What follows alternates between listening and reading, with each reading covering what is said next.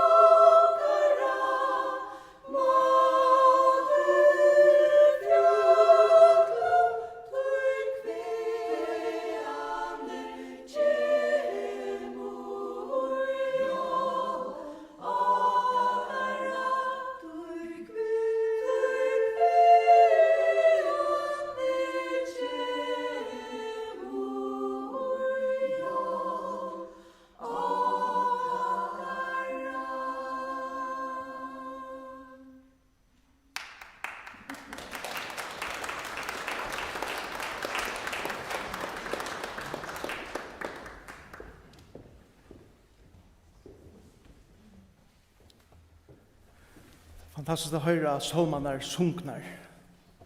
Salm 121, tack Triple Trio. Tack kore, tack sangare och tonlagare för så gott sangväl i morgon.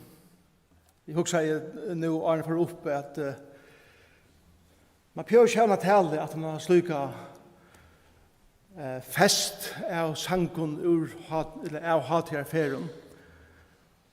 En talare sier så senere for at God sitter gaspar til talaren kommer fram, eller gledes til talaren kommer fram, for å bare forbo i sangen her.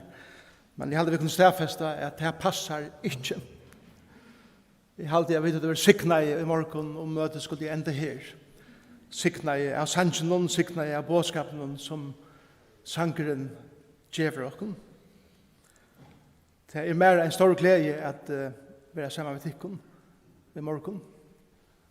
Og eisende mye følt jeg kunne ta seg om at det her fantastiske evne som hever vi sang og tonleik å gjøre.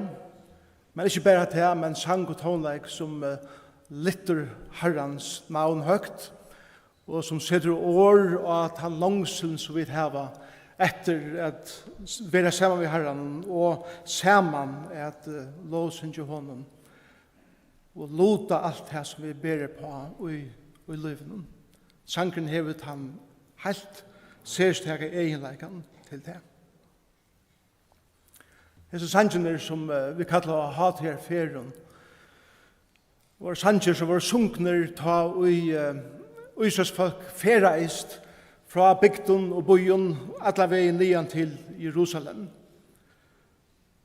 Og i brødersanken til okken og i fyrjon så kan man si at vi har akkurat som trutjar høgtøyer eller trutjar ha-tøyer. Og det samfunnsmøten i havn som syska ta og i leivsala høgtøyen og lusensrattan. Og så har vi påskamøtene i Estrøytene og i Sore. Og så har vi Kvitsundna i Klaksvik. Trutjar høgtøyer.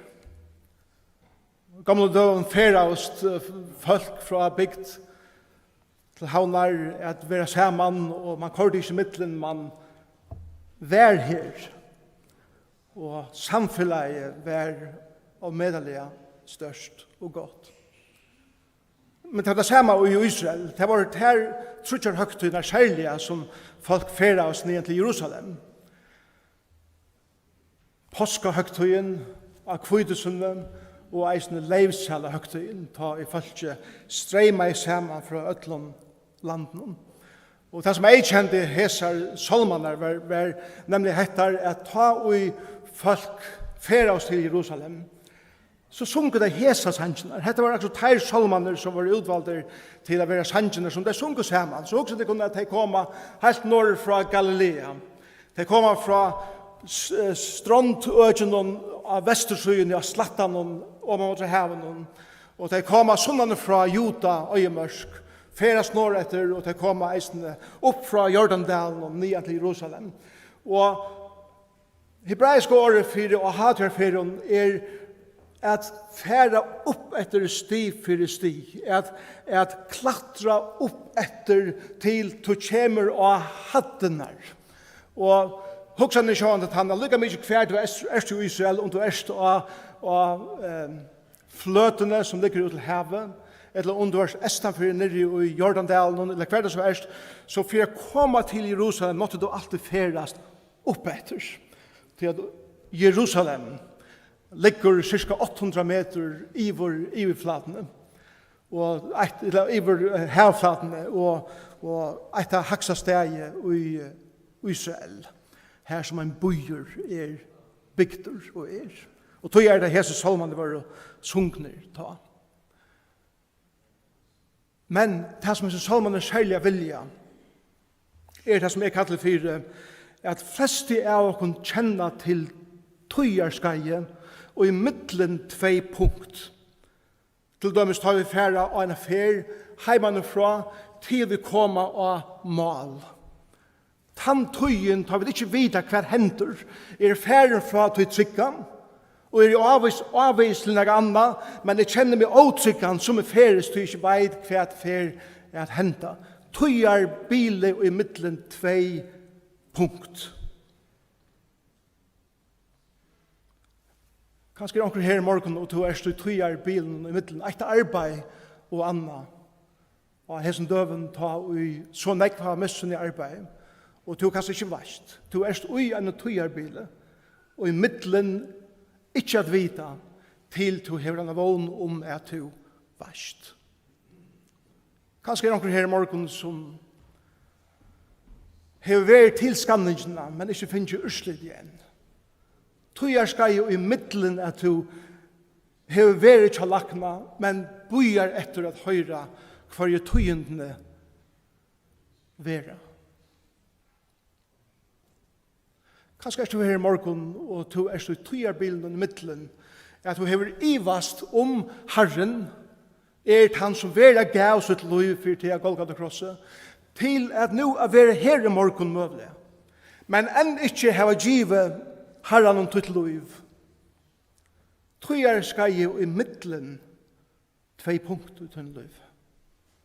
Jeg tøyer skal jo i middelen ta og vi føler at vi henger i leiser luft, og jeg vet ikke om jeg vil luft av et litt. Jeg tøyer skal jo i vognløse. Jeg tøyer skal jo i øtta.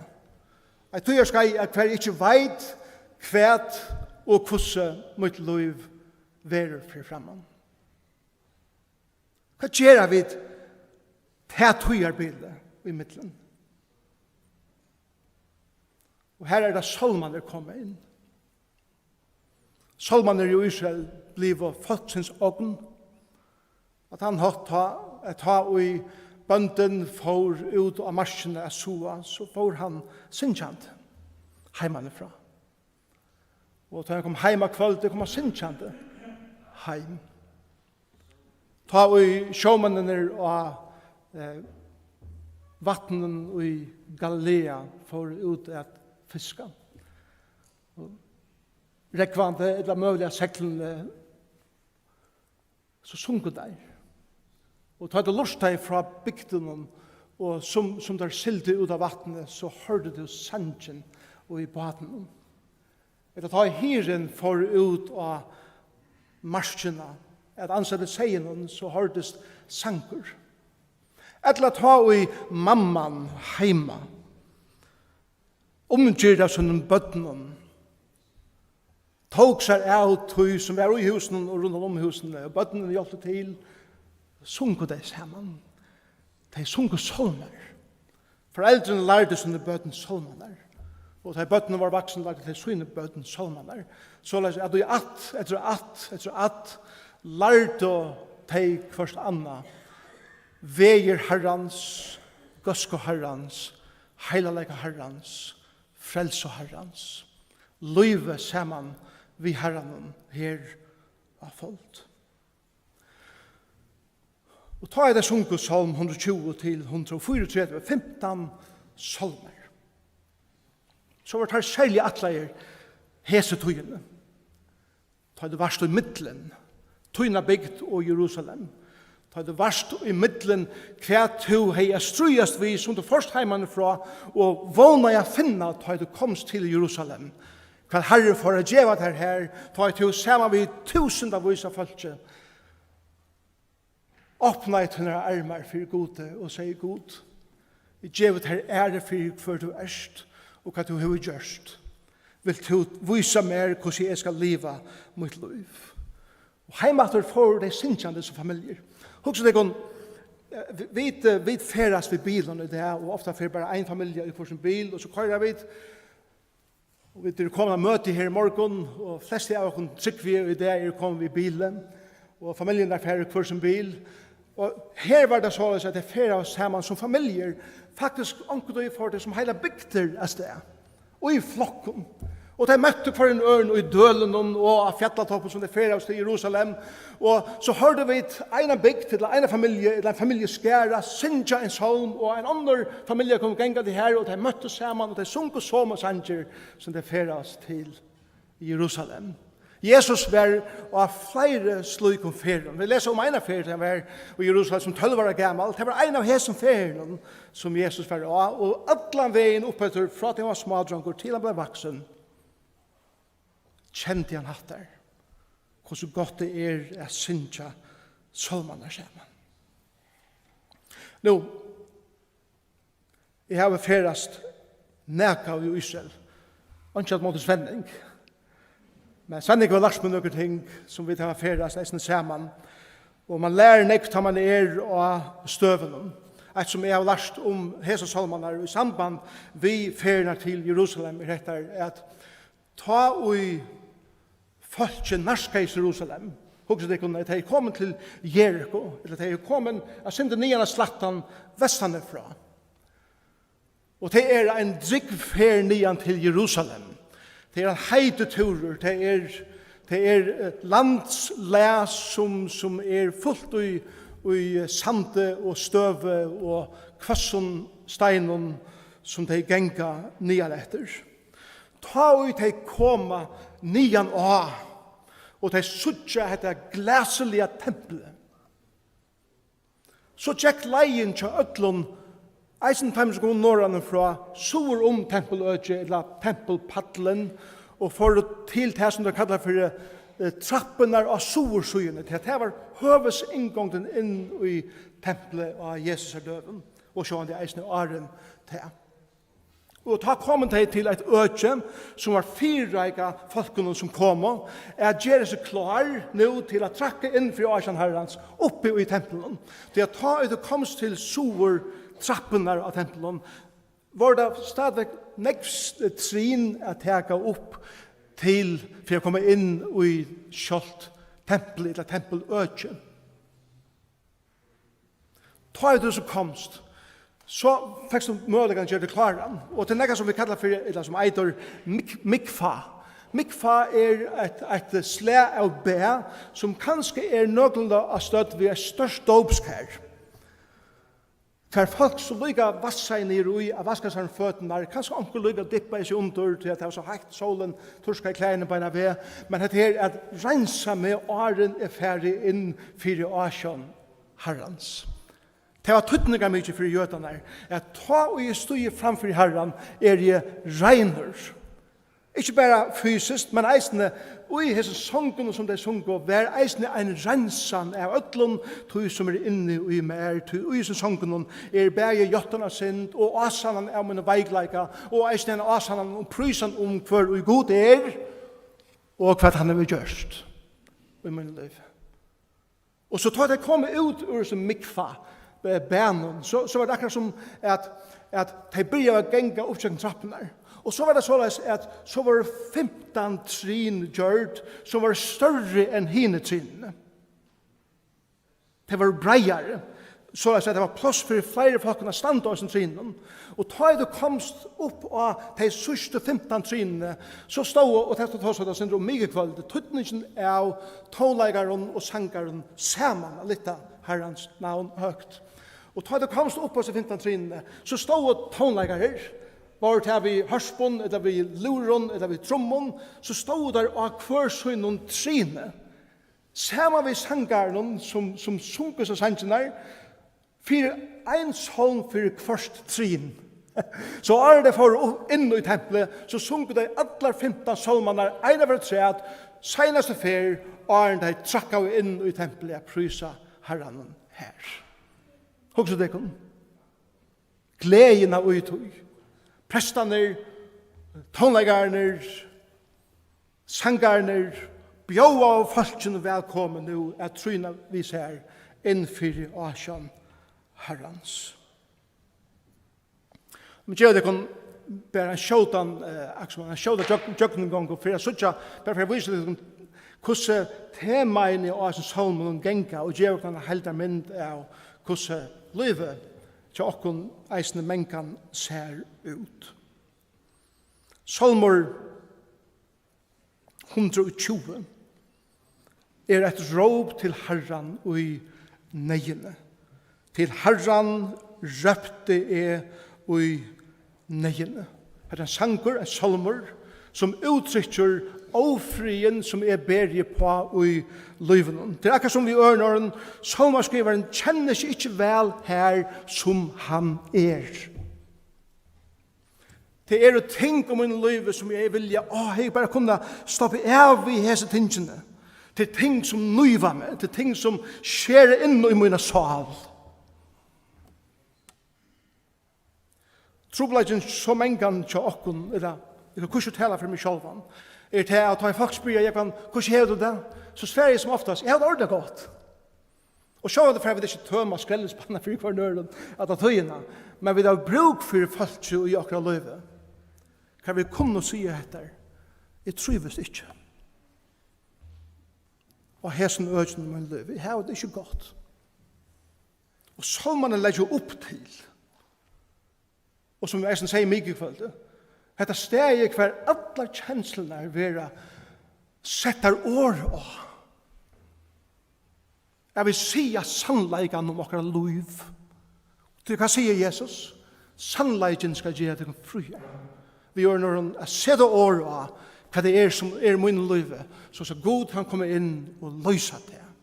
Til det som den første salmeren skriver om, jeg ber jeg på nægå i min liv.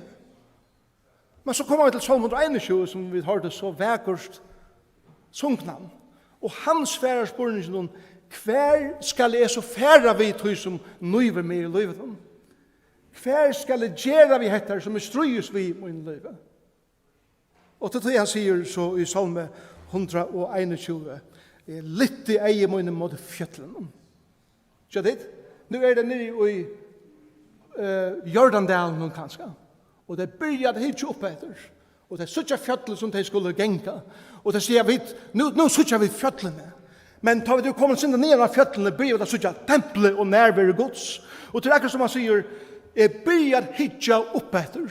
Kveiane skal hjelp min koma. Og Sverige er hjelp min kjemur fra Herranon som skapte himmel og gjør.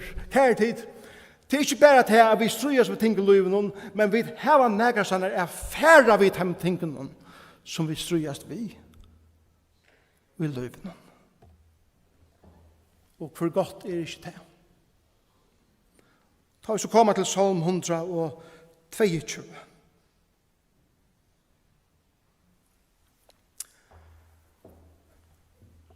Da er det akkurat som at hugsa du kunne videre heima enn. Og bøttene de vita at nå gjør vi dere klar. Og nå kommer pappa, og nå kommer mamma inn i røykstående, eller hvordan så er i Israel ta, og de sier,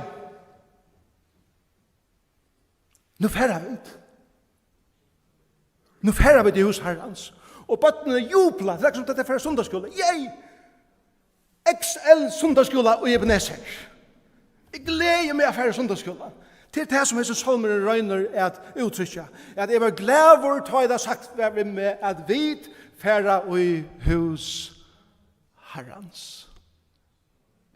Og legg meg ikke til hva han sier ikke jeg færre i hus Herrens, eller to færre i hus Herrens, vi færre. Og tuttningen er av tog som vi gjør og i morgen, er til at vi kommer ut fra akkurat imenske husen og heimen her som vi byggva, men vi kommer her til at vi har en fellesskap. Vi er sammen. Og akkurat fellesnevner i Jesus Kristus. Og vi gleder oss til å være sammen med akkurat brødren og akkurat systeren. Og la meg oppmuntre til kære brødre og systere at lykke mye hva vi talte om hver annan, så får vi da bruke alle æver sammen i himmelen. Og jeg var glad for å ta i sagt hva vi med at jeg skal bruke ævenleikene vi mine brødren og systeren som er fylgjast vi her og gjør.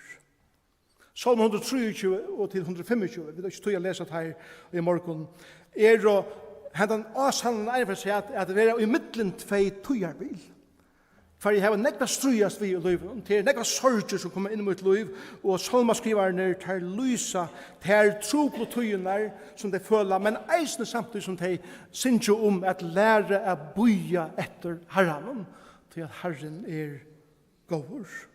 Og så kommer vi til Salm 126, som vi eisne har sunnet så vekast om morgen, bæra bunde inn. Salm 126 begynner vi å si at ta Herren let fengar Sions sleppa heimater. Nå vil jeg tige fram alle veien til ta vi Israelsfolk for tisen i utlegg til Babylon. Og vi leser ærestannar om at de synja, eller de sier etter at hvordan kunne vi spela okkar hørsper i Babylon? Vi er utleggt, vi er teaching. Det er ikke vogn for okken, og det er hengt hørsperna opp, og ingen sanker, og ingen tonleiker vær i Babylon. Det er det fengar.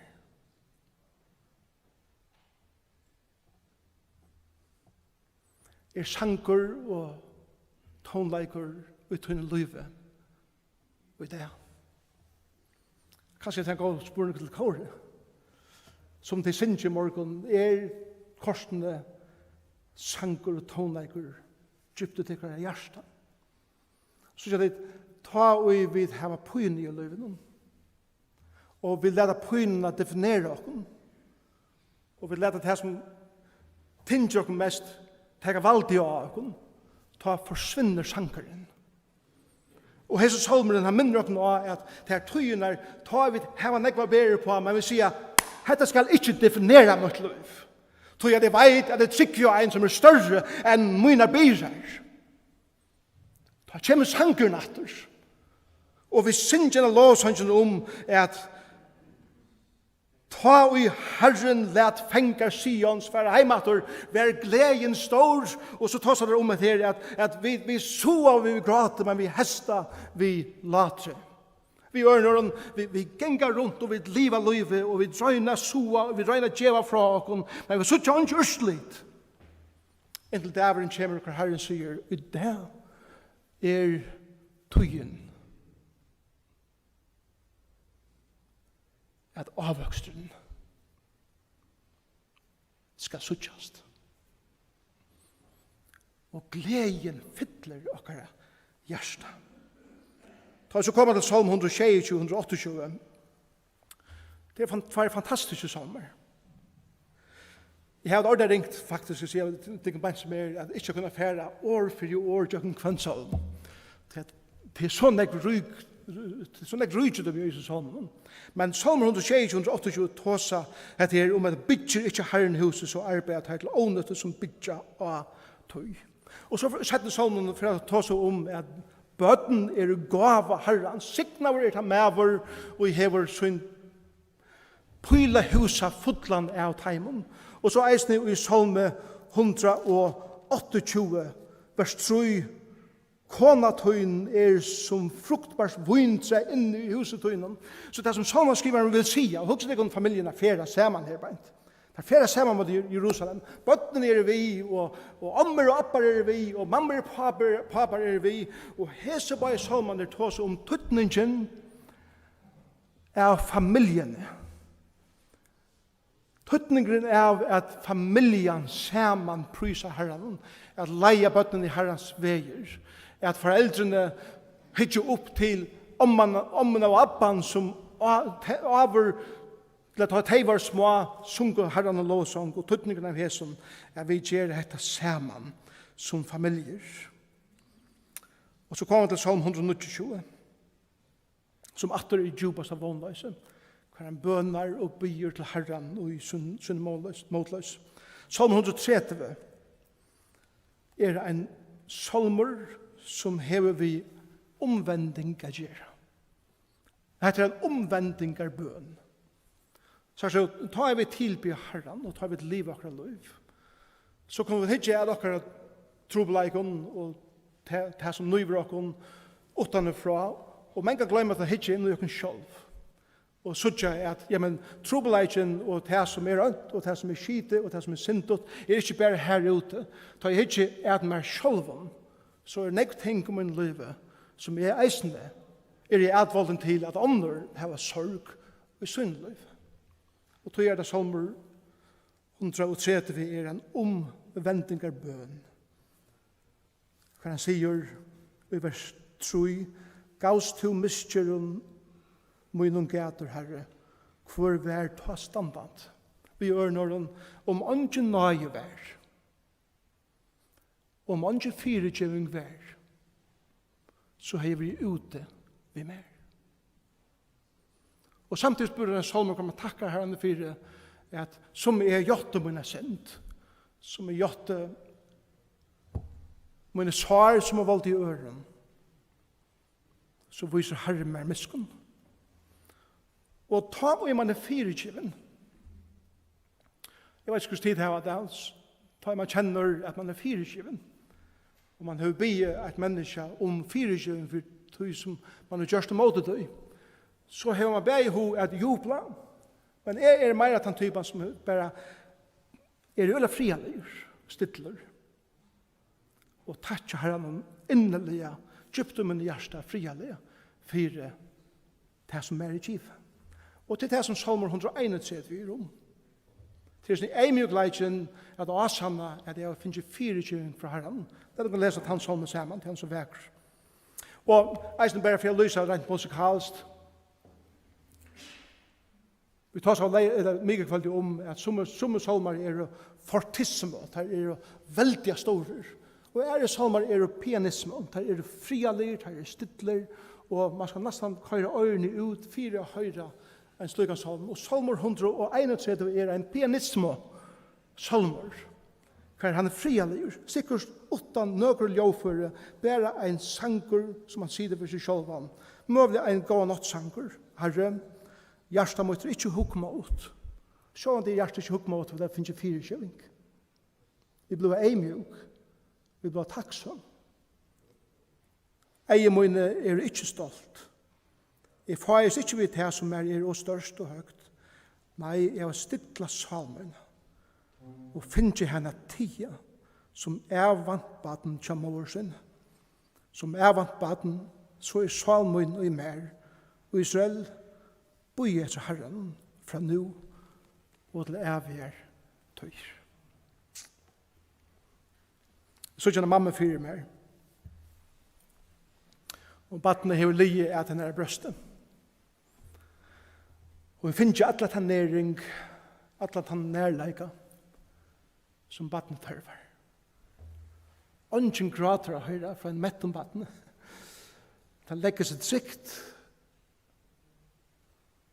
og i faunene av mammene og kviler fullkom til at jeg vet at disse faunene som er nå litt i i trykker eller trykk. Og da vi kjenner Herrens fyrirgivning av livet, så sier han, kom til meg inn. I færtøyen, i mortøyen, legg det her som og boja, og kvøyl. Ha fri. Ikke rese av sted at noe alt som du skal nå i livet. Være frie. Høy mine rødteska til tøyen.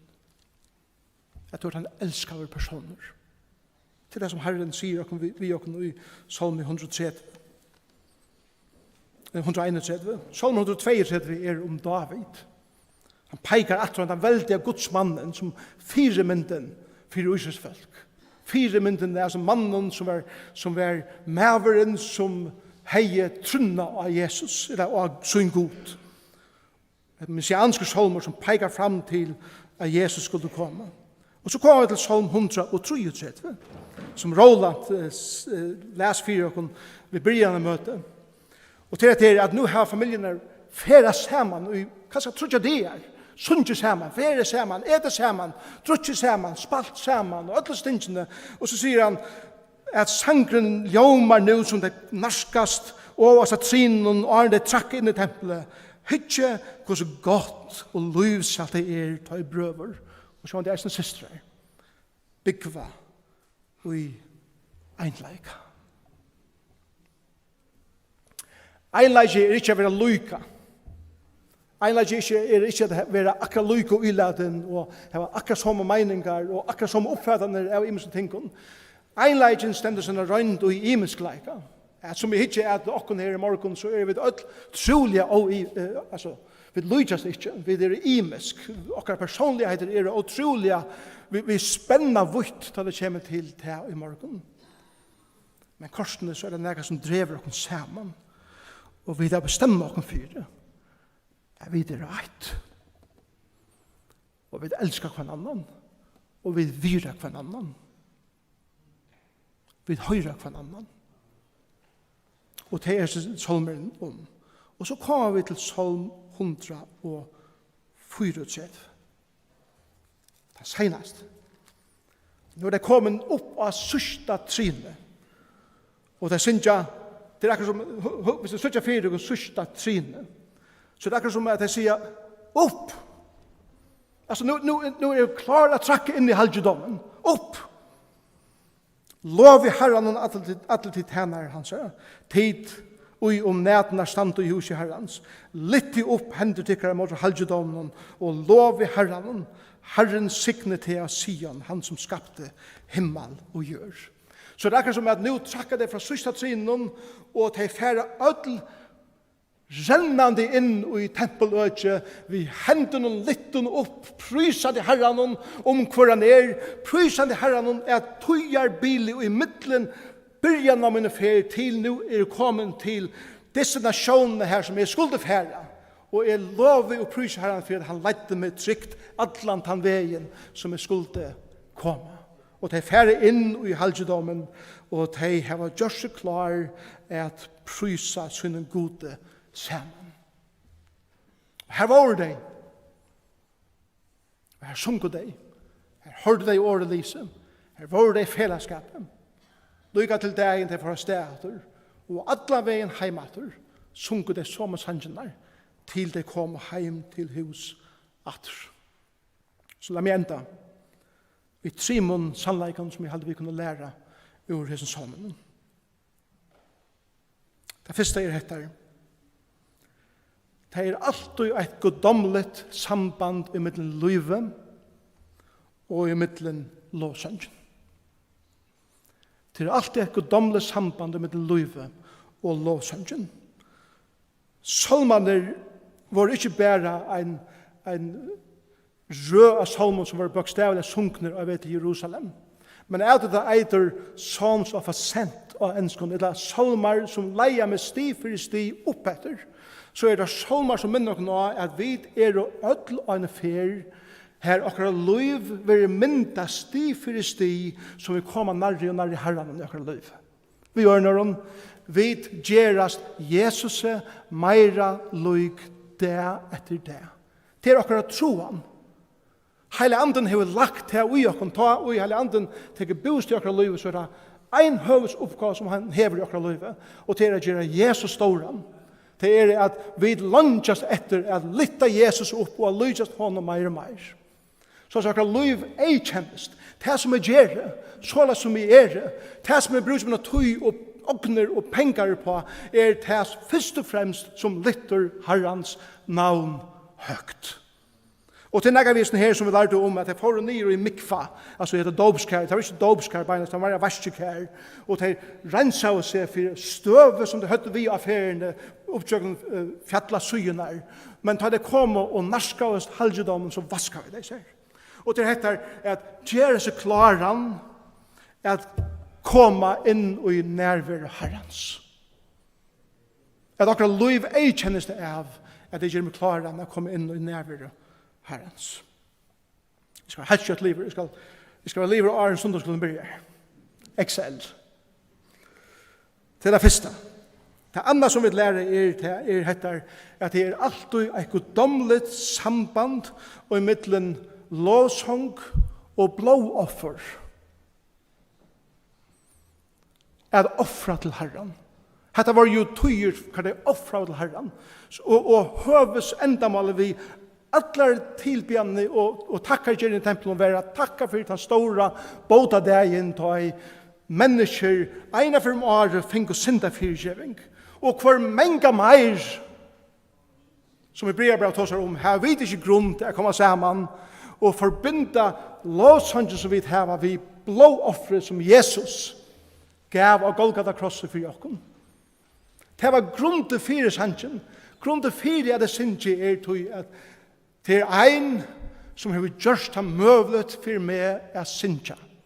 Og de årene som jeg pryser hånden for det, da jeg sier Jesus, takk for det, at du av Golgata gavst et liv for meg, og du i oppreistene lever for at jeg kan leve. Og det seneste som jeg skal si av det er dette, at sangeren, salmasangeren, minner oss av at vi er færa menn, færa kvinner, færa folk og i hesen heim. Vi jo i middelen et punkt og et annet. Vi i tøyarskeinun i middelen tvei stor ting i okkur livet. Hettar at vi var født inn i en heim. Og nå feras vi vet ikke hvordan okkur liv for å være, men vi avvist til et sted. Og til sted til himmelen. Og tog det vånrydde sanger som vi synger, og som vi hører i salmen herbeint. La meg enda vi tveimån illustrasjonen. Først en søve, og så en illustrasjon. En trobore hever trobore i Afrika alt sitt liv. Han har brukt 40 år av sin liv at tjene herren og i det svarstaste Afrika kan han predike evangeliet for mennesken. Nu er han blevet gammal, og han gjør seg klar han for heim ur Afrika, vi skipet og alle veien til New York og i Amerika. Og da passer jeg så at han kom bort av skipet, så har jeg en av presidenten i Amerika, vært i Afrika i 14 dager av safari, kan han bare hugga seg og leva livet. Og han kom heim av samme skipet som presidenten kom av. Ta det norskast havnen i New York og skipet legger et kai, så det store apparater av folke og hotnorkestron og folke som høgter sett at jeg mot presidenten. Og så han det for presidenten den første i land. Og som han kommer i land, så høyrer hesten trobåren som enda ikke slipper i land. Han høyrer bare at hotnorkestret og sangeren og romeren av folke forsvinner, som det ferast nian av kajene, og presidenten vil tidsen av synen til borgene her som han skulle til. Og hesten trobåren en av de senaste i land. Og han gonger ned til landgångsene, kommer om han av kajene, og her ikke et menneske mot dem. Ikke en sal. Og som han gonger ned av kajene ensamadler, så han skuffaver. Og han sier så leis vi herran i sin tanken her til nekfire at presidenten har vært i Afrika og hugga seg 2 viker og for han slik av mottøke. Ja, akkurat som at det. Og skaltrummen er jetla og alle stingene her. Og jeg kom heim at han var 40 år i Afrika var tant her tryggfor. Og det er ikke en sal imot meg, og ikke parata imot meg. Og han sier at det var 4 mer som om han kom til meg og sier, ja, men, sånn om min, du er ikke hjemme enn. Sånn om min, du er ikke hjemme enn. Og hva tid, hvis du ikke vant noen for nek var store mottøkker her i løven, men der var en kjemmer, ta i mottøkene i himmelen, verur allmektig som teker imot godsfalset, som at han har lenga fer, og i jøkken har til sannsyn er koma heim til ham som teker okkon heim til syn. Men inntil ta, så minner sangeren og tålager okkon og eit, og til illustrasjonen som vi skal enda vi, og til hettar, det som sanger og tålager lærer okkon, eller eit av det som sanger og tålager lærer okkon tål. Tål.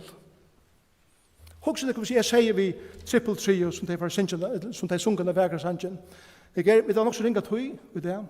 Kunne de bare synge det hver takt?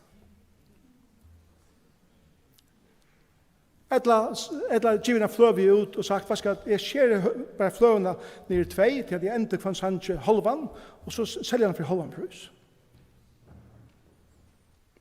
Det gjør anga mening. Det som tonleiker og sanger lærer oss til at vi synger sanger og vi spiller tonleik takt for takt, note etter note, pause etter pause. Og vi av feriene fra første takt til sørste takt ta i sangeren endar, og vi allan veien. Vi løyba unga tonar vi løyba unga takter og livet så at okkon tåleiker lærer okkon hetta tåle. At lyga mykje kvært vi møter i livet, og hver rytme vi hava, hver sanger vi synsja, og hver tonar som kommer inn i hver liv, så leiba vi ikkje nega Vi synger kvantona. Vi opplever hver takt. Og vi dvalja vi hver pausa. Til sangeren liver. Og her så finnes det salmaner. Minn okkur nå heter. Ja, du i middelen tøyner ein byrjan og ein end. Og her i middelen ferast vi salmenen og åre Guds og sångene som vi hava som Guds folk sammen. Lad dere bia og lad dere prysa Herren for hver han Takk Herre Jesus for at Jesus salmaner givner okken i åretøynen. Alla veien fra det ikke trivas løyven til at vite hver vi skulle hitja og leita og finna vågen til at vi jotta det som vi strujast vid og vi kvila ikke der. Lykka til vi trakke inn i dette at og i einleika kunne vi dråpa opp og vi trakke inn i halvdommen at prysa her. Og ein dag så var det at det store året kom opp her og vi var tidsen heim. Og det prysa det fyrir. Og vi tæstar fyrir himmelen skal ei kjennast av sanje og låsanje og lampe til Jesus Kristus være her. Signe hese sankumna herre, signe Ebenezer, og vi tæstar fyrir til og medallig sikning til fyrir så mong. Takk for at jeg kunne være sammen med mine brødre og søstre her. Og i Jesus navn. Amen. Amen.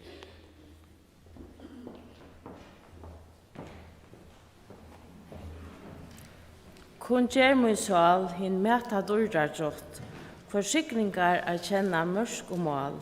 Hans lyftes år med løyga veiter mått, og gode møyno fekna skal min sal. Sank og synger at enda enda sannsyn kun gjer min sal, tja Timothy Dodley Smith og Øsse Berghammer og Tutt.